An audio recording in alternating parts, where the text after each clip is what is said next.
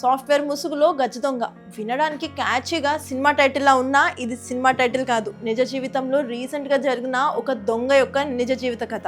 అయితే అతని నిజ జీవిత కథ కూడా ఇంచుమించు సినిమా రేంజ్ ట్విస్ట్లతో కొనసాగింది. అసలు ఎవరా సాఫ్ట్వేర్ ఉద్యోగి, ఎప్పటి నుండి దొంగతనాలు చేస్తున్నాడు, చివరికి అతను ఎలా దొరికాడని అనుకుంటున్నారా?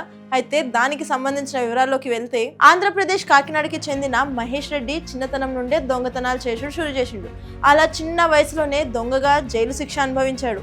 ఒక పక్క జైలు జీవితం గడుపుతూనే బాగా చదువుకొని పోస్ట్ గ్రాడ్యుయేషన్ కంప్లీట్ చేసి హైదరాబాద్లోని ఒక ఐటీ కంపెనీలో సాఫ్ట్వేర్ ఉద్యోగం సంపాదించాడు. హ్యాపీగా సాఫ్ట్వేర్ ఉద్యోగం వచ్చింది కదా, అమ్మయ్య కథ సుఖాంతం అనుకుంటే పొరపాటే.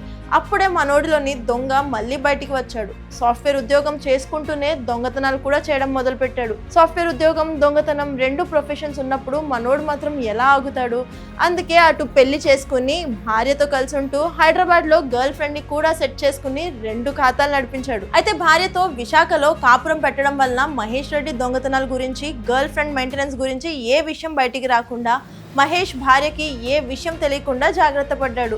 ఆ తర్వాత కొంతకాలానికే జాబ్ కూడా పూర్తిగా మానేసి ఫుల్ టైం దొంగగా మారిన మహేష్ విశాఖలో దొంగతనాలు చేసి హైదరాబాద్ వచ్చి ఆ డబ్బుతో హైదరాబాద్ లో జాబ్ చేస్తున్నట్టుగానే కలరింగ్ ఇచ్చేవాడు. అలా ఇప్పటి వరకు దొంగతనాల ద్వారా ఏకంగా ₹1 కోటి సంపాదించాడు. పైగా అలా కొట్టేసిన డబ్బులతో ఒక BMW కార్ కూడా కొన్నాడు. మాస్క్, గ్లౌస్, పక్కా ప్లానింగ్ తో ఎన్నో దొంగతనాలు విజయవంతంగా పూర్తి చేసిన ఇతను ఫైనల్ గా సీసీ కెమెరాలో రికార్డ్ అయిన తన స్కూటీ ఫుటేజ్ తో దొరికిపోయాడు. మంచి సాఫ్ట్వేర్ ఉద్యోగాన్ని వదులుకొని దొంగగా మారే ముందు కొంచెం ఆలోచిస్తే బాగుండేది.